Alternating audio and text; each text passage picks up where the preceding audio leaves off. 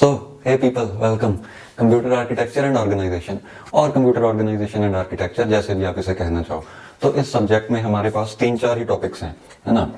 ALU and data path है, pipelining है, and cache management है, and we have secondary memory, है ना, जो हम आज देखने वाले हैं। और गेट सिलेबस में ना स्पेसिफिकली कोई सीपीयू मेंशन नहीं है कि आप इस सीपीयू को बेस मान के सारा सब्जेक्ट समझेंगे। तो दैट्स वाई जैसे जनरल टेक्स्ट बुक्स में या स्टैंडर्ड टेक्स्ट बुक्स में एक हाइपोथेटिकल सीपीयू लेके एक्सप्लेन करते हैं, वैसे ही हम भी एक हाइपोथेटिकल सीपीयू की मदद से सारा सब्जेक्ट समझेंगे। यानी कि कौन से रजिस्टर का क्या काम है, डाटा कैसे हमारी रैम में से इंस्ट्रक्शन कैसे फैच हो रही है, एग्जीक्यूट कैसे हो रही है, वो सब हम एक जनरल सीपीयू के लिए समझेंगे, है ना।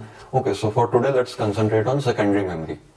First of all, primary memory और सेकेंडरी मेमोरी में डिफरेंस क्या है। प्राइमरी मेमोरी आपकी रैम है ना, यानी कि सीपीयू उसके सबसे नजदीक है RAM. CPU communicates only with RAM, यानी कि कोई भी प्रोग्राम अगर सीपीयू एग्जीक्यूट कर रहा है तो वो प्रोग्राम रैम में होगा। रैम ऑलरेडी कंटेन्स ओएस, यानी कि आपका कर्नल रैम में है, आपका फिर एक प्रोग्राम भी रैम में आ गया जो करंटली एग्जीक्यूट हो रहा है, और ओएस कर्नल के साथ कुछ नेसेसरी डाटा है ना, वो भी रैम में आ गया। इसके बाद हार्ड डिस्क की जरूरत नहीं है। हार्ड डिस्क आपको सिर्फ एक बार बूट करने के लिए चाहिए, यानी कि किसी भी मेथड से आप रैम में ऑपरेटिंग सिस्टम का कर्नल ले आओ और अपना जो प्रोग्राम एग्जीक्यूट करना है वो ले आओ। Hard disk is not at all required after that. That's why इसे हम सेकेंडरी मेमोरी कहते हैं। और रैम हमेशा ही सीपीयू से कनेक्टेड होनी चाहिए, यानी कि सीपीयू किसी भी टाइम पे जो इंस्ट्रक्शन एग्जीक्यूट कर रहा है, नेक्स्ट इंस्ट्रक्शन वो रैम से ही फेच करेगा। तो इसीलिए रैम को हम प्राइमरी मेमोरी कहते हैं, ठीक है। So with this being clear, let's start today's topic, secondary memory. ठीक है, तो जैसे नॉर्मल टीयर 3 कॉलेजेस में पढ़ाया जाता है, टेक्स्ट बुक उठाई, बोर्ड पे कॉपी किया, अच्छे दिन पे, अच्छे दिन की बात कर रहा हूँ, है ना। ऐसे नॉर्मल डेज पे तो आपको टॉपिक्स के नाम बता के छोड़ दिया जाता है कि you can search for it. तो अच्छे दिन पे बोर्ड पे कॉपी किया और आपको एक एक दो दो लाइंस उसके बारे में बता दी। उससे क्या होता है कि आप चीजों को इमेजिन नहीं कर पाते। मैं आपको उसी में हेल्प करूंगा so that you are able to imagine things, है ना। यानी कि आप इस पूरी हार्ड डिस्क को इमेजिन कर पाओगे। For that you need to help me. आप मेरे 3-4 क्वेश्चंस का आंसर दोगे। आंसर मैं आपको पहले ही बता देता हूं, आंसर है यस सर, है ना। तो यहां पे एक पोल है, आपको दिखाई दे रहा है, you know the answer, answer है यस सर। रेड कलर का पोल है, उस पर ऐसे व्हाइट स्ट्राइप्स बनी हुई हैं। अब ये जो चीज है यहां पे मैंने बनाई है, इसे कहते हैं एक प्लेटर। हार्ड डिस्क में प्लेटर्स होते हैं। इस प्लेटर को मैंने उठा के इस पोल पे फिट कर दिया, है ना। फिर दोबारा से इसे उठा के फिट कर दिया, मतलब ऐसे 3-4 प्लेटर्स मैंने उस पोल पे फिट कर दिए। पोल रोटेटेबल है और प्लेटर्स उसके साथ ही घूमेंगे। तो मैं पोल को घुमा रहा हूं, प्लेटर्स उसी के साथ घूम रहे हैं, आपको नजर आ रहे हैं ना। You know the answer, yes sir. तो अब या तो ऐसा हो सकता है कि इस पोल को हम घुमाते रहें हाथ से या मोटर लगा दें, क्योंकि अब मुझे आपको एक्सप्लेन करने में थोड़ा सा इसे घुमाने में दिक्कत होगी। Let's bring in a motor. Motor भी मतलब अच्छी क्वालिटी की मोटर जिसकी हम स्पीड स्पेशलाइज्ड सर्किट्स की मदद से कंट्रोल कर सके। ऑन ऑफ भी उसी सर्किट से होगा। बेसिकली हार्ड डिस्क में जो मोटर होती है वो एक डिवाइस ड्राइवर की मदद से हम उसकी स्पीड को कंट्रोल कर सकते हैं, जब चाहे तब ऑन ऑफ कर सकते हैं, and some more advanced features, है ना। तो कंप्यूटर साइंस स्टूडेंट्स को उसकी चिंता करने की जरूरत नहीं है। हमें सिर्फ इसकी चिंता करनी है कि डाटा कैसे फैच हो रहा है और कहां पे सेव हो रहा है, ठीक है। तो अब ये मोटर मैंने ऑन कर दी, जिससे ये पोल घूम रहा है और पोल के ऊपर लगे हुए प्लेटर्स भी घूम रहे हैं। सभी प्लेटर्स कॉन्टिन्यूसली घूम रहे हैं, आपको नजर आ रहा है, यस सर। नाउ कुछ डेफिनेशंस की बात करते हैं, उसके बाद हम आगे बढ़ेंगे। Let's take this one, track. Track क्या होता है? इस पार्ट को हम कहते हैं ट्रैक।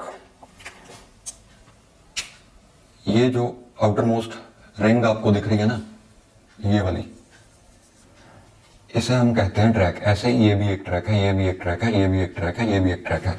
एक प्लेटर पे, एक प्लेटर के एक सरफेस पे, हर प्लेटर के 2 सरफेस हैं, ऊपर और नीचे, है ना। जैसे मेरे पास 5 प्लेटर्स हैं, तो सरफेस कितने हो गए? 10।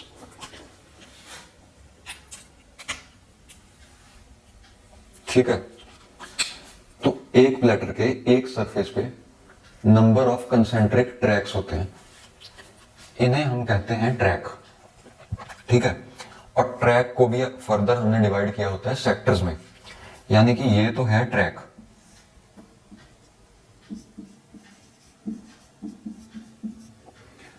जैसे अब इस ट्रैक पे first second third track from outermost side, उसको हमने डिवाइड किया हुआ है 1 2 3 4 5 6 7 8 9 10 सेक्टर्स में से, 10 सेक्टर्स में डिवाइड किया हुआ है, and this one is one of them.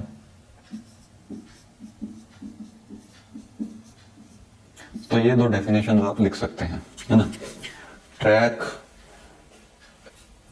और सेक्टर। अब बात आती है कि डाटा कहां पे सेव हो रहा है। डाटा आपके प्लेटर पे सेव हो रहा है इन सेक्टर्स, यानी कि हार्ड डिस्क के बहुत सारे कंपोनेंट्स हैं, मोटर है, स्पिंडल है, ये जो आपको पोल दिख रहा है ना, it's called spindle.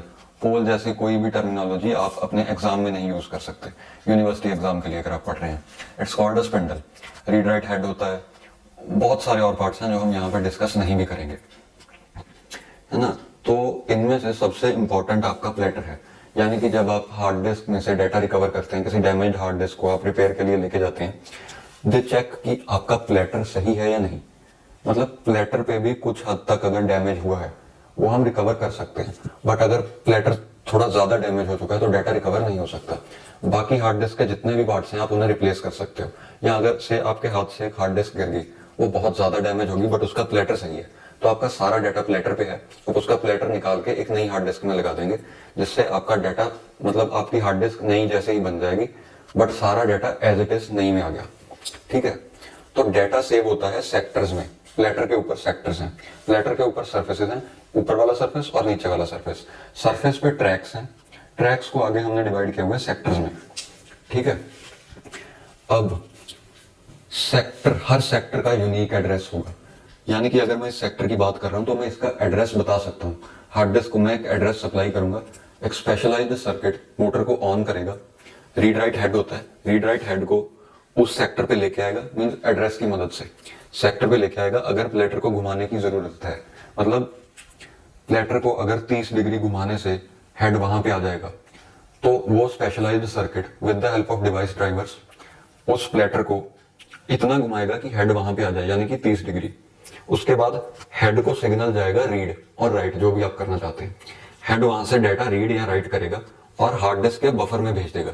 Hard disk का बफर फिर डाटा रेडी सिग्नल भेजता है, जिससे डाटा ट्रांसफर होना शुरू हो जाता है। तो डाटा रैम में ट्रांसफर हो गया, या रैम से अगर डाटा हमने भेजा था तो रैम, अगर मींस अगर हम डाटा रीड करना चाहते हैं तो बफर से डाटा जाएगा, और अगर हम राइट करना चाहते हैं तो सबसे पहले डाटा बफर में आके स्टोर होगा। ओके,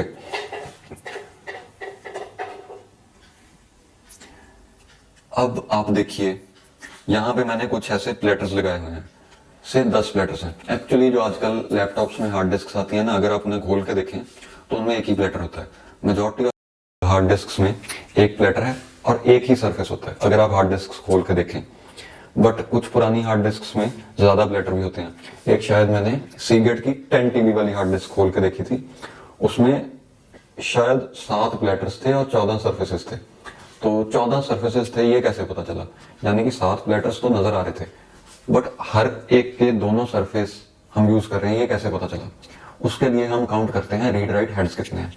यानी कि अगर आप, ये प्लेटर है, इसके ऊपर वाले सरफेस पे ही डाटा लिखना या मींस डाटा राइट करने के लिए आप ऊपर वाला सरफेस ही यूज करना चाहते हो, तो उस पर एक ही हेड होगा ऊपर की तरफ। रीड राइट हेड का काम है डाटा को राइट करना और रीड करना। अगर आप नीचे वाला सरफेस भी यूज कर रहे हैं तो 2 हेड्स होंगे, ऑब्वियसली ये कुछ ऐसा होगा, है ना। तो उसमें शायद 14 हेड्स थे, तो 14 सर्फेसेस हो गए। पॉइंट आप नोट कर सकते हैं, number of surfaces is equal to number of read write heads, है ना। तो इसके बारे में भी हो गया, रीड राइट हेड क्या होता है। प्लेटर भी डिस्कस हो गया, मींस आपका सारा डाटा प्लेटर्स पे सेव है और प्लेटर्स गिनती में एक से ज्यादा हो सकते हैं। Number of surfaces, number of platters into 2 होते हैं जनरली, बट ऐसा कोई जरूरी नहीं है। सेक्टर के बारे में भी हमने डिस्कस कर लिया। आर्म, रीड राइट हेड एक आर्म पे कनेक्टेड होता है, यानी कि अगर ये कैप आपका रीड राइट हेड है तो ये मार्कर आर्म हो गया। ये कैप ही आपका मतलब मेन पार्ट है जो रीड कर रहा है। ये आर्म उसे मूव करने में हेल्प करेगी। आर्म अगेन एक स्पेशलाइज्ड सर्किट से कनेक्टेड है जो बेस्ड ऑन एड्रेस इस मूवमेंट को कैलकुलेट करेगी। ठीक है, जैसे आपको इस सेक्टर को रीड करना है, सबसे पहले आर्म को यहां पे लाना पड़ेगा इस ट्रैक पे। सेकेंडली इस डिस्क को इतना रोटेट करना पड़ेगा कि ये सेक्टर यहां पे आ जाए। ओके, इन दोनों के लिए सर्किट्स हैं जिनकी हमें डिटेल में जाने की जरूरत ही नहीं है ना। ये कंप्यूटर साइंस स्टूडेंट्स के लिए इतना इंपॉर्टेंट नहीं है। फॉरगेट है ना, ऑब्वियसली फॉरगेट। अब बात करते हैं सिलेंडर की। सिलेंडर के कॉन्सेप्ट में बहुत स्टूडेंट्स कंफ्यूज होते हैं, बट बेसिकली कुछ नहीं, बहुत आसान सा टॉपिक है। सिलेंडर में एक से ज्यादा प्लेटर्स की बात करते हैं हम। ओके, सिलेंडर्स समझने के लिए आपको फिर से मुझे वही आंसर देना पड़ेगा, यस सर। ये पूल है, यहाँ पे काफी सारे प्लेटर्स पड़े हैं।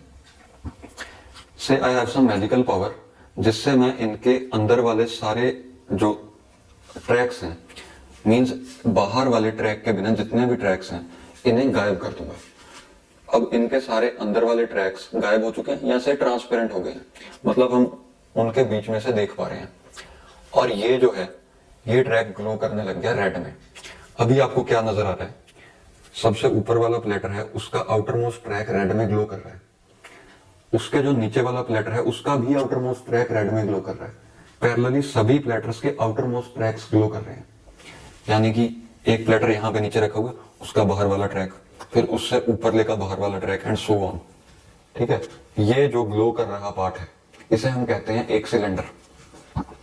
यानी कि cylinder is a set of tracks equidistant from the spindle which can be on different platters या which are on different platters। ठीक है, अब एक हार्ड डिस्क में से 4 प्लेटर्स हैं, सभी पे 2-2 सरफेसेस हैं। एक सिलेंडर में कितने ट्रैक्स होंगे? 8। कैसे आएगा 8? पहले प्लेटर पे 2 ट्रैक्स है ना, आउटर मोस्ट सिलेंडर में 2 ट्रैक्स पहले प्लेटर पे, फिर 2 ट्रैक्स दूसरे पे, 2 तीसरे पे और 2 ही चौथे पे, टोटल हो गए 4 × 2 8। अब से इसी कॉन्फ़िगरेशन की हार्ड डिस्क में, यानी कि 1 2 3 4 5, जहां पे 5 ट्रैक्स हैं एक प्लेटर पे, और नंबर ऑफ प्लेटर्स कितने हैं ये आपको नहीं बताया गया, नंबर ऑफ सरफेसेस कितने हैं ये भी नहीं बताया गया, और आपसे क्वेश्चन पूछा है कि कितने सिलेंडर्स होंगे। सो उसके लिए जितने ट्रैक्स हैं उतने ही सिलेंडर्स होंगे, यानी कि एक बाहर वाला सिलेंडर होगा। हम उस सिलेंडर की लेंथ नहीं बता सकते। लेंथ नहीं बता सकते मतलब कि उसमें कितने ट्रैक्स होंगे ये नहीं बता सकते, क्योंकि हमें ये पता ही नहीं कि प्लेटर्स कितने हैं। बट एक बाहर आउटर मोस्ट सिलेंडर, फिर इसके लिए, फिर इस ट्रैक के लिए, track number 1 2 3 4 and 5। Track number 1 के लिए एक सिलेंडर होगा, ट्रैक नंबर 2 के लिए एक सिलेंडर होगा, ट्रैक नंबर 3 के लिए एक सिलेंडर, पैरेलली 4 एंड 5 के लिए एक सिलेंडर, टोटल 5 सिलेंडर्स हो गए, है ना। नाउ लेट्स सी कि ये हार्ड डिस्क काम कैसे कर रही है। थोड़ी और डिटेल में जाते हैं। फर्स्ट थिंग इज कि हर सेक्टर को एक यूनिक एड्रेस मिलता है, यानी कि अगर हम किसी भी सेक्टर का एड्रेस सप्लाई करें तो somehow with specialised circuits and motors हम उस सेक्टर को अपने रीड राइट हेड के नीचे ला सकते हैं, यानी कि डाटा वहां से रीड करने के लिए रेडी कर सकते हैं। फिर एक रीड सिग्नल देके हेड को हम रीड करवाना शुरू करवा देंगे। ठीक है, अब एक बेसिक क्वेश्चन आ सकता है कि अगर आपका हेड है से 512 केबी का, आपका सेक्टर है 512 केबी का, क्या आप उससे कम अमाउंट ऑफ मेमोरी को भी सेव कर सकते हो? No, you can do that, because कम से कम जिस चीज का आपके पास एड्रेस है वो 512 केबी है। मींस हार्ड डिस्क में सबसे छोटे पोर्शन का जो एड्रेस आप सप्लाई कर सकते हो वो एक सेक्टर है। एक सेक्टर से छोटी चीज का एड्रेस आप नहीं दे सकते। से आप कह रहे हो कि एक सेक्टर के 4 पार्ट्स आपने आगे और कर दिया और आप सिर्फ एक ही पार्ट में कुछ डाटा राइट करना चाहते हो। बेसिकली आप सभी सेक्टर्स के 4-4 पार्ट कर रहे हैं, यानी कि 2 बिट्स एड्रेस में ज्यादा करनी पड़ेंगी, but which is not possible, है ना। उसके लिए आपको हार्डवेयर चेंजेस करने पड़ेंगे। यानी कि अगर हमारे पास 9 बिट की बस थी earlier we had 9 bit bus, जिससे हम एक सेक्टर को एड्रेस कर पा रहे थे। अब हम उस सेक्टर को फर्दर ब्रेक करना चाहते हैं, तो उसमें 2 बिट्स और ऐड करनी पड़ेंगी, यानी कि हमें हार्ड डिस्क का स्ट्रक्चर ही चेंज करना पड़ेगा। तो इसीलिए सबसे जो छोटा यूनिट है 512 के बी, है ना, फिक्स नहीं है 512 के बी, बट जनरली ज्यादातर हार्ड डिस्क में ये फॉलो किया जाता है। उससे कम डाटा हम नहीं सेव कर सकते, ठीक है। तो अब ये हमने यहां से रीड किया, उसमें कुछ टाइम भी लगेगा, वो भी देख लेते हैं। 2 टाइम्स की बात की जाएगी, सीक टाइम, रोटेशनल टाइम और रोटेशनल डिले। सीक टाइम क्या है कि ये आपका हेड है, तो हेड को मूव करके हम डिजायर्ड ट्रैक पे लाएंगे। जैसे आपका जो सेक्टर आप रीड करना चाहते हो वो ट्रैक नंबर 2 पे है, यानी कि इस ट्रैक में इनमें से कोई सेक्टर आप रीड करना चाहते हो। स्टेप 1 तो होगा इसे मूव करके सेकंड ट्रैक पर लाया जाए। स्टेप 2 होगा इस पूरे प्लेटर को, रादर प्लेटर को हम नहीं मूव कर सकते, हम स्पिंडल मूव करते हैं। स्पिंडल के साथ प्लेटर्स फिक्स्ड है, हम एक प्लेटर को सेपरेटली नहीं घुमा पाएंगे। अगर घूमेंगे तो सारे प्लेटर्स एक साथ उसी स्पीड पर घूमेंगे। तो हम इस स्पिंडल को रोटेट करके डिजायर्ड सेक्टर हेड के नीचे लाएंगे। से हम सेकंड ट्रैक में ये वाले सेक्टर को रीड करना चाहते थे। स्टेप 1 में हेड इस ट्रैक पर आ चुका है, स्टेप 2 में हम इसे घुमाकर हेड के नीचे लेंगे। तो सीक टाइम है, यानी कि हेड को जो टाइम लगा, रोटेशनल टाइम है जो प्लेटर को टाइम लगा। मींस स्टेप 1 में सीक टाइम लग रहा है, स्टेप 2 में रोटेशनल टाइम लग रहा है। तो टोटल टाइम में ये दोनों ऐड हो जाएंगे, यानी कि seek time plus rotational time. उसके बाद आप डाटा रीड करना शुरू करोगे, है ना। यानी कि इस सेक्टर से रीड कर रहे हो, वो रीड करने में भी कुछ टाइम लगेगा, दैट इज ट्रांसफर टाइम। तो एवरेज टाइम जो लग रहा है उसका फॉर्मूला आपके पास ये आ गया। अब जनरली क्वेश्चंस में रोटेशनल टाइम नहीं गिवन होता, बट डिस्क की स्पीड ऑफ रोटेशन गिवन है। जैसे आपको बताया गया है कि 7200 आरपीएम पे ये डिस्क रोटेट कर रही है। तो आप क्या करोगे, एक रेवोल्यूशन को कितना टाइम लग रहा है वो निकाल लोगे और उसको डिवाइड बाय 2 करके टी आर उतना एज्यूम कर लोगे। अच्छा, मैं आपको ये नहीं कहना चाहता कि आप इसे रट्टा मार लो, ऐसा क्यों है। मैं ये भी एक्सप्लेन करना चाहूंगा कि हम ये डिवाइड बाय 2 क्यों कर रहे हैं। एक्चुअली ये हम एवरेज ले रहे हैं, यानी कि किसी केस में तो ऐसा पॉसिबल हो सकता है कि हमें बिल्कुल भी रोटेट नहीं करना पड़ा, सिर्फ हमने सीक टाइम में हेड को मूव किया और उसी टाइम पे डिजायर्ड जो हमारा सेक्टर था वो हेड के नीचे ही था, यानी कि रोटेशनल टाइम इस केस में लगा 0। तो एक एक्सट्रीम केस तो हुआ 0। दूसरा एक्सट्रीम केस होगा कि हमें हेड हमारा यहां पे आ चुका है और रीड हमें करना था ये, यानी कि अभी जस्ट ये हेड के नीचे से निकल गया, तो हमें पूरा ये घुमा के यहां पे दोबारा लाना पड़ेगा, यानी कि एक पूरी रोटेशन होगी। तो उसके लिए आर और let's say small R is time for 1 rotation, है ना, जो आप आरपीएम से कैलकुलेट करोगे। अब इन दोनों की आप ले लोगे एवरेज, यानी कि 0 प्लस आर बाय 2। तो एवरेज केस में जितना रोटेशनल डिले लग रहा है आप वो लिखोगे, अगर आपको क्वेश्चन में नहीं गिवन। कुछ क्वेश्चंस में गिवन होता है कि जो ट्रैक आपको चाहिए, जो सेक्टर आपको चाहिए, उसे हेड के नीचे लाने में कितना टाइम लग रहा है, ठीक है। इसीलिए जब आपने देखा होगा, जब आप कंप्यूटर में कुछ कॉपी कर रहे हो, अगर तो आप एक मूवी कॉपी कर रहे हो तो उसकी स्पीड ज्यादा आती है, क्योंकि मूवी का साइज जनरली 1 GB के अराउंड होता है। तो वो सारा कॉन्टिन्यूअस ट्रैक्स में लिखा जा रहा होता है, यानी कि ये डिस्क जितनी तेज घूम रही है, अगला ट्रैक सेक्टर हम भरते जा रहे हैं, यानी कि एक कॉन्टिन्यूअस फाइल हार्ड डिस्क में जल्दी लिखी जाएगी। बजाय इसके कि आप से एक एंड्रॉयड स्टूडियो का प्रोजेक्ट कॉपी कर रहे हो। वो प्रोजेक्ट जनरली कुछ एमबीज का ही होता है, यानी कि उसका size compare to a movie बहुत छोटा है। बट जब वो आप कॉपी करके किसी से पेन ड्राइव किसी दूसरी हार्ड डिस्क में कॉपी कर रहे हो, तो वो छोटी छोटी फाइल्स, जैसे एक फाइल इन दो ट्रैक सेक्टर्स में सेव हो गई, एक फाइल फिर कहीं और कॉन्टिन्यूसली सेव है, तो अलग अलग जगह पे फाइल सेव करने में हमें रोटेशनल डिले ज्यादा लगेगा और हो सकता है सीक टाइम भी ज्यादा लगे। इसीलिए जो छोटी छोटी फाइल्स हैं उन्हें कॉपी करने में ज्यादा टाइम लग जाता है, बिकॉज उसमें वेस्टेज बहुत ज्यादा है, टाइम बहुत वेस्ट हो रहा है सिर्फ डिजायर्ड जगह पे आने के लिए, क्योंकि वो सब कॉन्टिन्यूस सेव नहीं हो रहा। बट ऑपरेटिंग सिस्टम यही काम करता है कि वो उन्हें भी कॉन्टिन्यूस सेव करने की ट्राई करता है, जितना पॉसिबल है उतना। और ये कभी कभी आपको ये भी नहीं गिवन होता, सीक टाइम भी नहीं गिवन होता, तो आप इसे सेफली 0 एज्यूम कर सकते हो।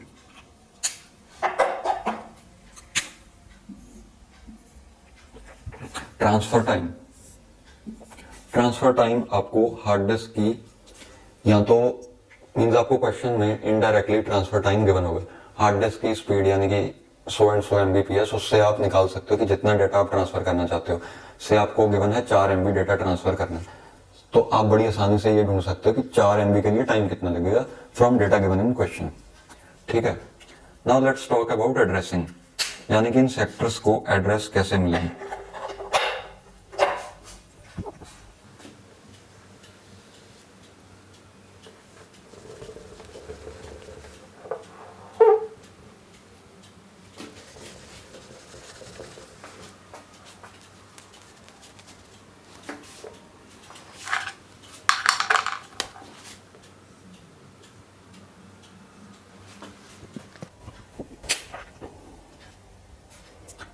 तो यहाँ पे जो हमने वो असेंबल किए थे, उसमें एक स्पिंडल है, स्पिंडल रोटेट हो रही है with the help of a motor, और उस पे प्लेटर्स हैं, प्लेटर्स भी उसी के साथ रोटेट हो रही हैं।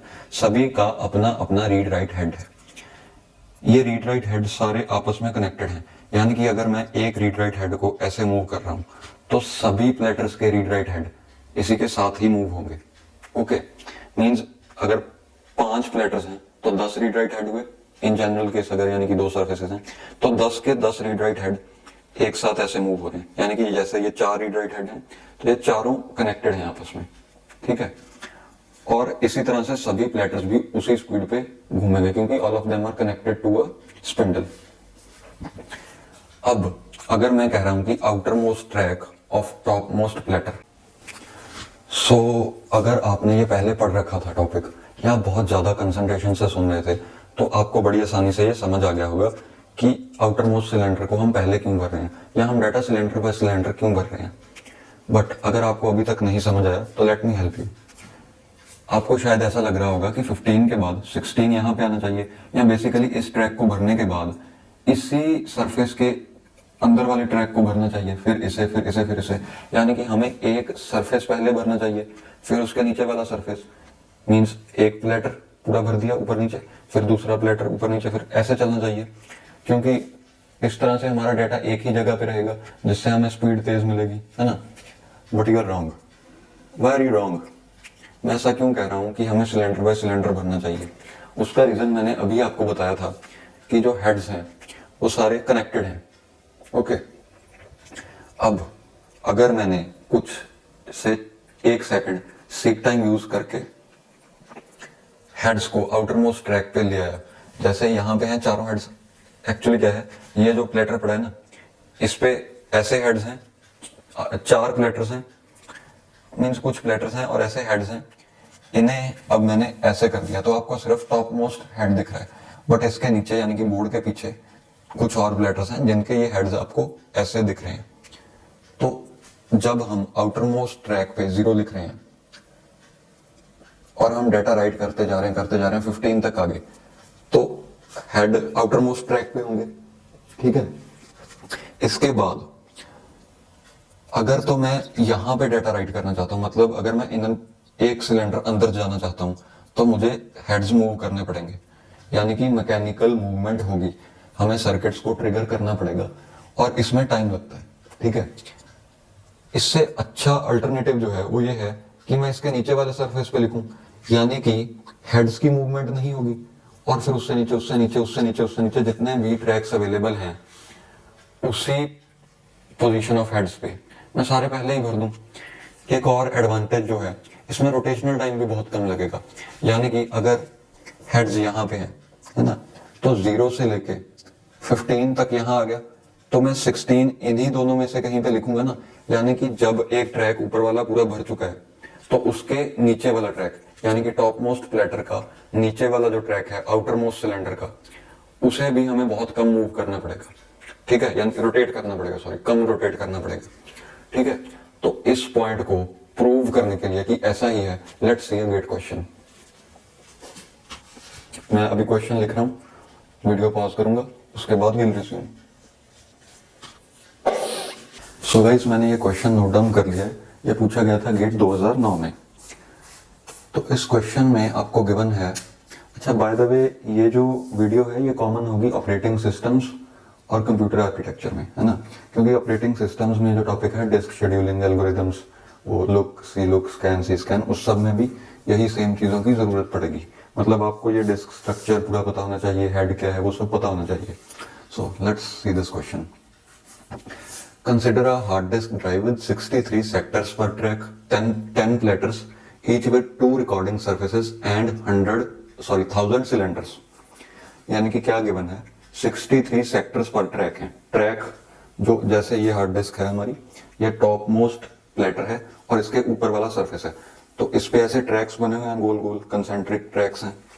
वैसे एक ट्रैक पे 63 सेक्टर्स हैं। नेक्स्ट ऐसे 10 प्लेटर्स हैं और हर एक प्लेटर पे 2 रिकॉर्डिंग सरफेसेस हैं, ऊपर और नीचे। अब यहाँ पे एक बात आपको खुद गेस करनी पड़ेगी कि नंबर ऑफ ट्रैक्स पर सरफेस कितने हैं। एक सरफेस पे ऐसे कितने ट्रैक्स हैं। आप क्वेश्चन पढ़िए, आपको बड़ी आसानी से क्लियर हो जाएगा कि 1000 ट्रैक्स हैं।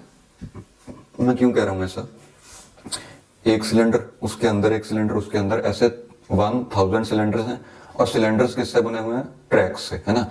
यानी कि सबसे आउटर मोस्ट ट्रैक हर एक सरफेस का अगर हम गिन लें, या हम हर एक सरफेस के आउटर मोस्ट ट्रैक पे ही कंसंट्रेट करें, तो वो एक सिलेंडर बन गया। अब ऐसे 1000 सिलेंडर्स हैं, है ना, तो मतलब हर सरफेस पे 1000 ट्रैक्स हैं। अब हमें गिवन है कि CHS फॉर्म में एड्रेस है हर एक सेक्टर का। Address of a sector is given by CSH, where C is cylinder number, H है सरफेस नंबर और S है सेक्टर नंबर। मतलब कि CHS हम बताएंगे किस सिलेंडर में है, यानी कि कौन से आउटर मोस्ट सिलेंडर में है या उससे एक अंदर ऐसे कौन से सिलेंडर में है। फिर सरफेस स्पेसिफाई करना पड़ेगा। अब उस सरफेस पे हमें बताना पड़ेगा कि कौन सा ट्रैक है, सॉरी कौन सा सेक्टर है। ठीक है, अब हमें ट्रैक नहीं बताना पड़ेगा। क्यों? क्योंकि ट्रैक नंबर ऑटोमेटिकली डिफाइन हो जाएगा जब हम सिलेंडर की बात कर रहे हैं।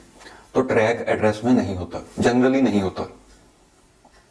अब अगर आप नोट करें, हमें क्लियरली गिवन है कि 0 0 0 is address of first 0th sector और 0 0 1 is the address of first sector.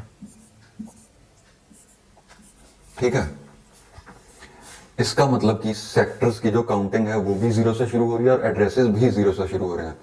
अब कुछ लोगों को शायद ये डाउट आ सकता है कि ऐसा क्यों है। ये आपकी ना एक्चुअली कैलकुलेशन जिससे आसान होगी, मतलब क्वेश्चन आपके लिए थोड़ा सा आसान कर दिया गया है।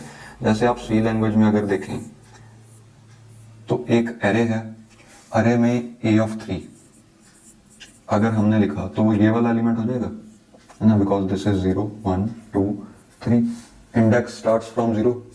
अब ये ऐसा क्यों है, यानी कि यहाँ पे एड्रेसेस 0 से स्टार्ट हो रहे हैं, यहाँ पे इंडेक्स 0 से स्टार्ट हो रहा है, ऐसा क्यों है?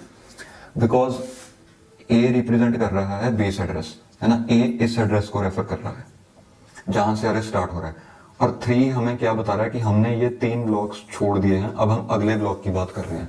जैसे एक ब्लॉक का अगर साइज है 4 बाइट्स, ठीक है, तो हमने ऐसे 3 ब्लॉक्स छोड़ दिए, यानी कि 12 बाइट्स छोड़ दिए। तो हम A में ऐड करेंगे 4 × 3 विच इज A + 12, तो हमारे पास ये वाला एड्रेस आ जाएगा, है ना। यानी कि यहां से वो ब्लॉक शुरू हो रहा है जिसकी हम बात कर रहे हैं। वैसे ही यहाँ पे अगर हम बात कर रहे हैं सेकंड सेक्टर की, जैसे ये पहला सेक्टर है, ये दूसरा सेक्टर है और ये तीसरा सेक्टर है, ठीक है।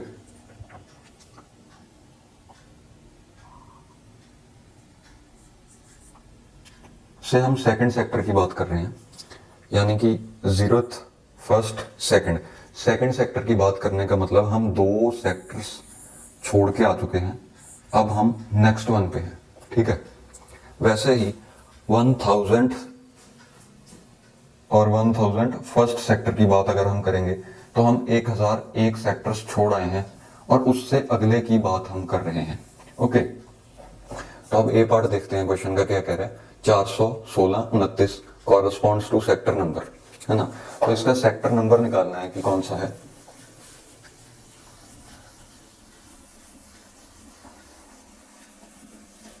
We have 416 29।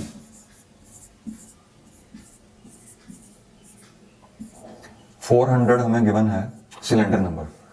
Saying 400 here means we have crossed 400 cylinders. Okay. अब एक सिलेंडर में कितने ट्रैक्स हैं, जितने प्लेटर्स हैं, रादर जितने सरफेसेस हैं, मतलब एक सिलेंडर में 20 ट्रैक्स होंगे, 10 प्लेटर्स हैं और सभी पे 2-2 सरफेस, ठीक है। यानी कि यहां पर 20 तो हैं हमारे पास ट्रैक्स और हर ट्रैक पे 63 सेक्टर्स हैं। देखो मैं क्या कह रहा हूं कि सबसे पहले तो हम कैलकुलेट करते हैं कि एक सिलेंडर में कितने ट्रैक्स हैं। 20 ट्रैक्स हैं, यानी कि अगर मैं एक सिलेंडर की बात कर रहा हूं तो मैं ये भी कह सकता हूं कि मैं 20 ट्रैक्स की बात कर रहा हूं। और यहां पे सेक्टर्स कितने हो जाएंगे, अब एक ट्रैक पे 63 सेक्टर्स हैं तो 20 पे कितने हो जाएंगे, 20 इंटू 63, यानी कि इतने सेक्टर्स एक सिलेंडर में है। तो 400 सिलेंडर्स में इतने सेक्टर्स होंगे इंटू 400, ठीक है। अब यहां पे 400 लिखने का मतलब है कि हम इतने सेक्टर्स छोड़ आए हैं। अब नेक्स्ट बात करते हैं 16 की। अच्छा 400 सेक्टर्स छोड़ आए हैं मींस, सॉरी मैं सेक्टर बोलता जा रहा हूं, यहां पे सिलेंडर है। 400 सिलेंडर्स छोड़ आए हैं मींस 02399 हम ये स्किप कर चुके हैं। अब हम 400th सेक्टर पे, सिलेंडर पे हैं, है ना। तो अगर मैंने कहीं सेक्टर और सिलेंडर में कंफ्यूज हो गया हूं तो आप वो प्लीज देख लेना। अब बात करते हैं 16 की। प्लस 16 ये क्या है, सरफेस नंबर, यानी कि हम इतने सरफेस भी क्रॉस कर चुके हैं। 16 सरफेसेस क्रॉस करना मतलब 0 से लेके 15 तक जितने भी सरफेसेस थे हम वो क्रॉस कर चुके हैं कंप्लीटली। अब इतने सरफेसेस कंप्लीटली क्रॉस करना मतलब देखो 400 सिलेंडर्स पूरे कवर कर दिए, अब उससे अगला जो सिलेंडर है उसके भी 16 सरफेसेस पूरे कवर कर दिए। तो 16 सरफेस पूरे कवर करना मतलब 16 इंटू 63 सेक्टर्स कवर कर दिए होंगे, है ना। एक सरफेस पे एक ट्रैक की बात कर रहे हैं क्योंकि सिलेंडर नंबर हमारा कांस्टेंट है ना। तो सिलेंडर नंबर कांस्टेंट है कहने का मतलब जिस सिलेंडर की अभी हम बात कर रहे हैं, तो अब हर सरफेस पे एक ही ट्रैक है जिसकी हम बात कर रहे हैं। एक ट्रैक में 63 है तो 16 पे 16 इंटू 63 होंगे सेक्टर्स, और उसके बाद 15 तक तो हमने पूरे कवर कर दिए। जो 16वां है 16th सरफेस, उसके भी 29 सेक्टर्स हमने और कंप्लीट कर लिए, ठीक है। तो ये आ जाएगा आपका आंसर। तो लेट मी सी ये कितना आ रहा है, 000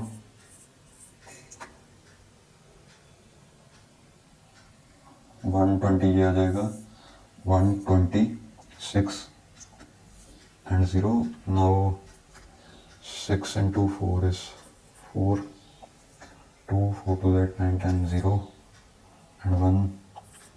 So 5040 plus 63 into 16 शायद 1008, I don't know, 63 into 16 1008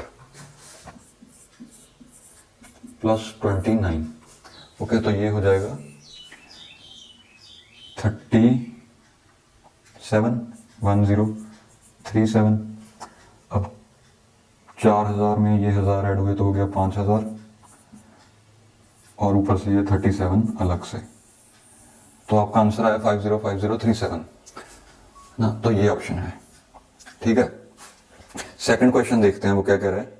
the address of 1039th sector is, पहले हमें एड्रेस दिया हुआ था, हमें सेक्टर नंबर निकालना था। अब हमें सेक्टर नंबर दिया हुआ है और एड्रेस निकालना है ना। लेट्स सी,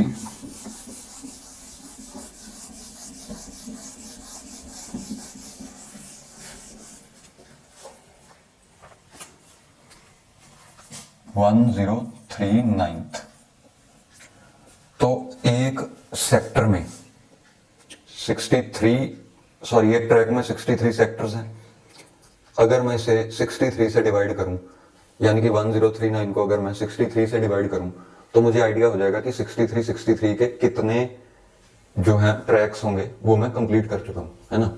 उससे पहले एक और चीज नोट करें आप, 20 into 63 is 60 into 2 is 120 and 3 is 6 and 0. So this is 1260. Means one cylinder contains 1260 sectors. So if we are talking about the outermost cylinder, it will contain these many sectors. और हमारे पास सिर्फ 1039 है, मतलब हम 1039 ही cover कर चुके हैं, 0 से लेके 1038 तक। और आउटर मोस्ट में 1260 सेक्टर्स हैं, विच मीन्स हमने अभी एक सिलेंडर भी कंप्लीट नहीं किया। तो उसका मतलब होगा कि सिलेंडर नंबर तो 03 चल रहा है ना। तो अब नोट कर सकते हैं 0000, है ना, यानी कि इतना श्योर है कि ये आंसर इतना अभी तक हमने कैलकुलेट किया ये सही है। नेक्स्ट हमारे पास है सरफेस नंबर। अब सरफेस पे, एक सरफेस पे 63 सेक्टर्स हैं। अगर हम सिलेंडर नंबर डिफाइन कर रहे हैं, यहां पे सिलेंडर नंबर फिक्स्ड है 0, तो इस पे 63 सेक्टर्स होंगे। अगर मैं 1039 को 63 से डिवाइड करूं, यानी कि आंसर यहां पे लिख देंगे, तो 1039 को अगर मैं 63 से डिवाइड करूं, तो जो हमारा आंसर आएगा उतने सरफेसेस तो हमने कंप्लीटली फिनिश कर दिए, या हम कह सकते हैं उतने ट्रैक्स हमने कंप्लीटली फिनिश कर दिए। और जो रिमाइंडर होगा, यानी कि उससे नेक्स्ट ट्रैक में जो करंटली हम यूज कर रहे होंगे, उसमें इतने सेक्टर्स हमने भर दिए। वो ट्रैक पूरा नहीं भरा होगा, बस उसमें इतने सेक्टर्स भर चुके होंगे, है ना। तो ये आएगा आई गेस 16 एंड 1008 प्रोबेबली। तो 39 माइनस 8 इज 31। यानी कि मैं क्या कह रहा हूं, हम 16 ट्रैक्स तो कंप्लीटली भर चुके हैं। 16 ट्रैक्स जो अलग अलग सरफेसेस पे हैं वो कंप्लीटली भर चुके हैं। अभी हमने कोई सिलेंडर नहीं भरा, सिर्फ जो 0th सिलेंडर है उसके 16 ट्रैक्स भर चुके हैं, ठीक है। और अगला जो 17th ट्रैक है उसके 31 सेक्टर्स भर चुके हैं। 63 टोटल थे, उसमें से 31 भर चुके हैं, ओके। तो आपका एड्रेस क्या बनेगा, 0 सिलेंडर्स भरे हैं, 16 ट्रैक्स कंप्लीटली भर दिए और बच गए 31, है ना, ठीक है। So it is 0, 16 and 31। इसका भी सी पार्ट आंसर आ गया। अब कुछ चीजें अगर आप नोट करें तो आप लोग ये पार्ट स्किप कर सकते हो, अगर मीन्स आपको क्वेश्चन अच्छे से समझ आ गया, else you can continue.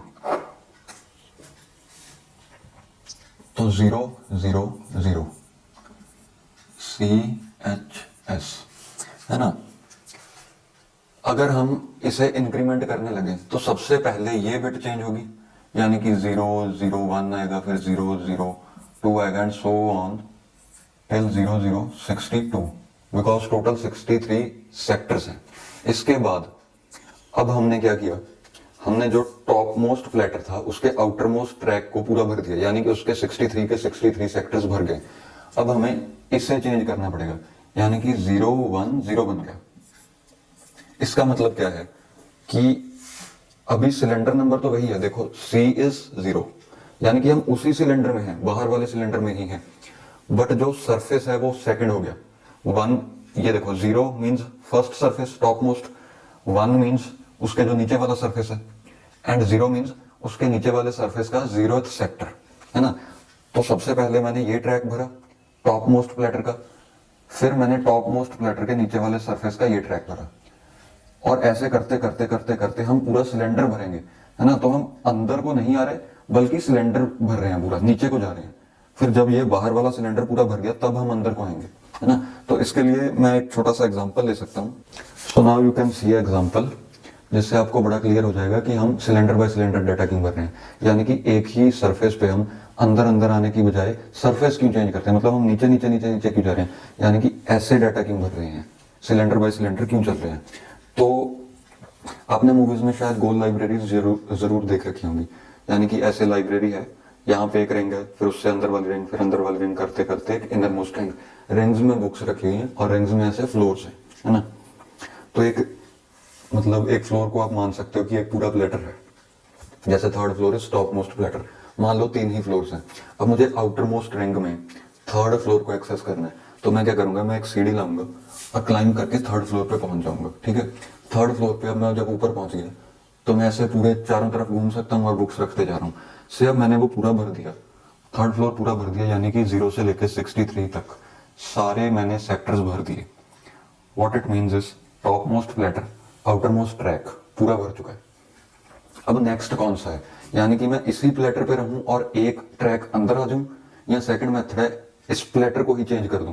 Platter change करने से मेरा मतलब सरफेस चेंज करना, यानी कि इसके नीचे वाले सरफेस पे जाऊं और वही ट्रैक रखूं, है ना। तो इसके लिए आप इस लाइब्रेरी वाली एग्जांपल में देखो, अगर मैं ये अंदर वाला मींस एक ट्रैक अंदर आना चाहता हूं तो मुझे नीचे उतरना पड़ेगा, सीढ़ी उठा के अंदर वाली रिंग में रखनी पड़ेगी और फिर से ऊपर चढ़ना पड़ेगा, instead of doing this much thing, यानी कि सीढ़ी मूव करना, विच इज एनालोगस टू अपना रीड राइट हेड अगले ट्रैक पे शिफ्ट करना। मैं एक चीज और कर सकता हूं कि मैं वहीं आउटर मोस्ट रिंग में ही रहूं और एक नीचे आ जाऊं, एक फ्लोर नीचे आ जाऊं, यानी कि मैं वहीं पर ही उसी सिलेंडर में रहूं, आउटर मोस्ट रिंग में ही रहूं और सिर्फ एक फ्लोर नीचे आ जाऊं, है ना। मतलब सीढ़ी हिलाने की तो जरूरत नहीं पड़ी, अब मैं पूरा सेकंड फ्लोर एक्सेस कर सकता हूं, ऐसा ही फर्स्ट फ्लोर पूरा एक्सेस कर पाऊंगा उसके बाद, है ना। यानी कि ये जो चारों हेड्स हैं ये एक साथ ही मूव कर रहे हैं, ये जहां पर भी हैं अगर वो पूरा भर गया तो मैं हेड को बिना हिलाए सिर्फ इस हेड को यूज करूंगा, जब ये पूरा भर गया तो फिर भी हेड्स को बिना हिलाए इस हेड पे आ जाऊंगा, इस हेड पे आ जाऊंगा, यानी कि अगले सरफेस पे आ जाऊंगा। ओके, तो आपको शायद अब अच्छे से समझ आ गया होगा। Now will see 1 or 2 more points, उसके बाद वीडियो एंड करेंगे।